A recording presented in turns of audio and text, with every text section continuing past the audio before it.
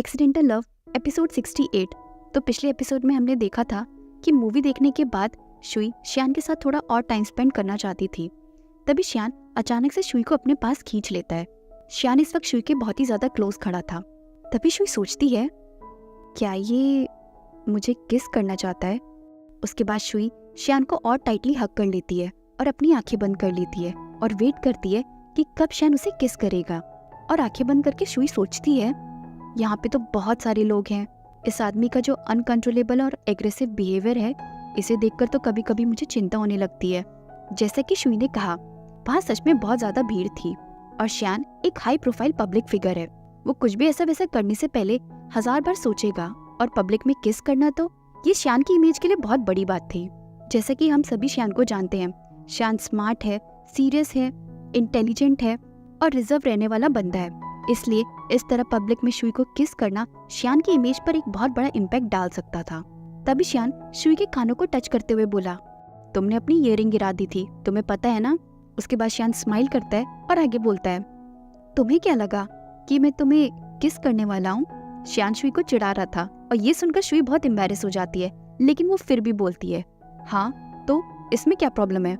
Shuey की बात सुनकर श्यान सोचता है, तो क्या शुई को इस तरह पब्लिक में किस करने की आदत है?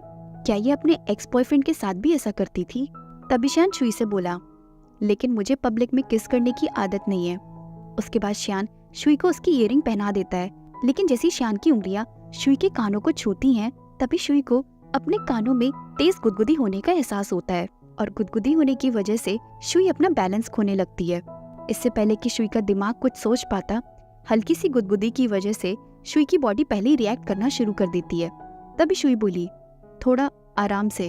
श्यान बोला, क्या ये तुम्हारा बहुत सेंसिटिव पार्ट है? शुई तुरंत 2 बार हाँ में सिर हिला देती है। ओह अच्छा, श्यान बोला।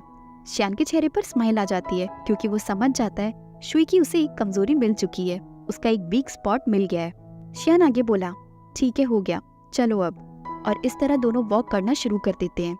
शुई हल्का सा श्यान के पीछे चल रही थी। तभी श्यान के साथ चलते हुए शुई सोचती है, तो आखिरकार हम दोनों साथ में वॉक कर रहे हैं।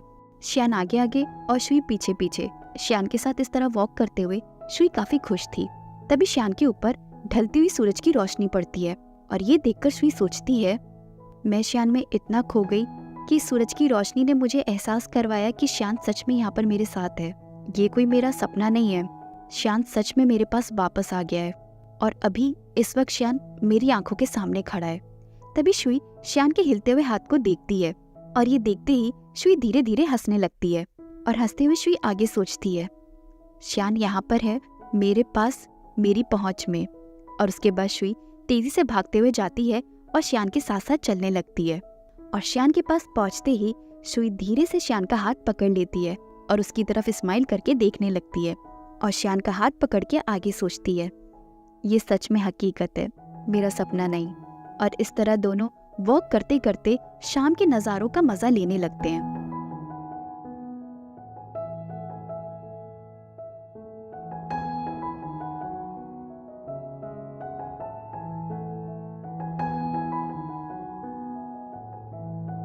तो अभी तक हमने शुई की नजरों से उसकी फीलिंग्स के बारे में देखा था और अब हम देखेंगे श्यान की नजरों से कि वो शुई के बारे में क्या सोचता है।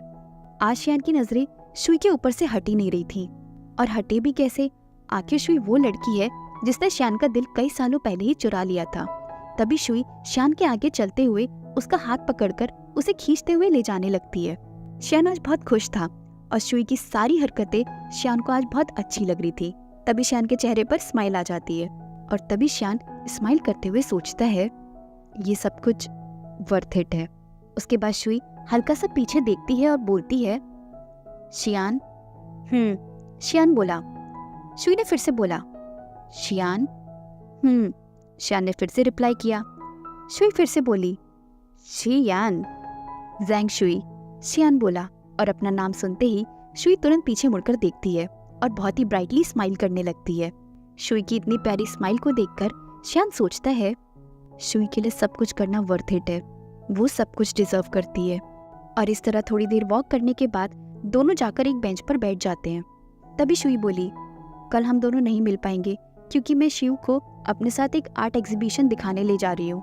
तभी श्यान बोला, आखिर तुम दोनों सीक्रेटली करने की कोशिश क्या कर रहे हो? शुई थोड़ा भड़कते हुए बोली, क्या मैं तुम्हें वल्गर लगती हूँ या फिर टेस्टलेस लगती हूँ? आखिर मैं आर्ट एग्जीबिशन सीक्रेटली क्यों जाऊंगी? तभी श्यान बोला, वैसे मैं अच्छे से जानता हूँ कि शिव इस वक्त आर्ट की नॉलेज ले रही है, उसके बारे में पढ़ाई कर रही है, लेकिन मैं ये भी अच्छे से जानता हूँ कि उसे आर्ट की एक्चुअल नॉलेज है कितनी। तभी श्यान आगे बोला, चलो अब जल्दी से बता भी दो, आखिर तुम दोनों सीक्रेटली करने की कोशिश क्या कर रही हो? श्यान की बातें सुनकर शुई चौंक जाती है और सोचती है, इसने तो मेरा झूठ फौरन पकड़ लिया, इससे कुछ भी छिपाना कितना मुश्किल है।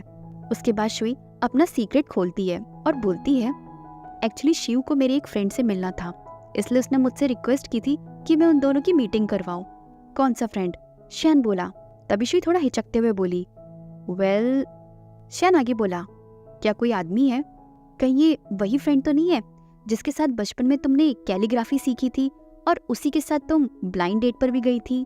ये सुनकर तो शुई के होश ही उड़ जाते हैं। तभी शुई बोलती है, ब्लाइंड डेट से तुम्हारा क्या मतलब है? तुम तो ऐसे बोल रहे हो जैसे मैंने कोई बहुत बड़ा पाप कर दिया हो। तुम कितने पेटी हो। ये सुनकर श्यान उदास हो जाता है और बोलता है, क्या मैं सच में पेटी हूँ? पेटी मीन्स छोटी सोच रखने वाला इंसान। तभी शुई श्यान को देखती हुए सोचती है, नहीं, अगर तुम्हारी सोच छोटी होती तो हमारी कहानी वहीं एक्वेरियम में खत्म हो जाती। तभी शुई श्यान का मूड ठीक करने के लिए बोलती है, नहीं नहीं, तुम बिल्कुल भी पेटी नहीं हो, बल्कि तुम बहुत अच्छे हो, मैं गलत थी, ओके? और ये बोलकर खुशी खुशी शुई श्यान के कंधे पर अपना सिर रख लेती है।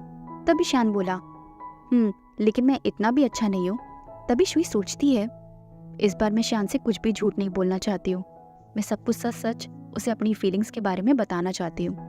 तभी शुई आगे बोली, वैसे वो तुम्हारी भतीजी से काफी बड़ा है, क्या तुम्हें कोई प्रॉब्लम तो नहीं है ना? श्यान बोला, हाँ, तो इसमें मुझे क्या प्रॉब्लम होगी? श्यान मुंह बनाकर आगे बोला, भले ही वो मेरी नीज से कितना भी बड़ा हो, लेकिन रहेगा तो वो मेरा जूनियर ही ना। बात तो सही है, शुई सोचती है, और होगी भी सही, क्योंकि रिश्ते में तो वो श्यान से हमेशा छोटा ही रहेगा, भले ही उम्र में वो कितना भी बड़ा हो। उसके बाद शुई श्यान का हाथ पकड़ती है और आगे बोलती है, लेकिन श्यान, मैं चाहती हूँ कि तुम मेरे साथ रहो और तुम मुझे अच्छा परफॉर्म करने में हेल्प करो। तभी शुई मनी मन सोचती है, उस ब्लाइंड डेट की वजह से हमारे बीच में जो भी गलतफहमियां हुई थी, मैं उन सभी को ठीक करना चाहती हूँ। अगर आपको ये स्टोरी अच्छी लग रही है तो प्लीज़ चैनल को सब्सक्राइब और स्टोरी को लाइक एंड शेयर करना ना भूलें। Thank you.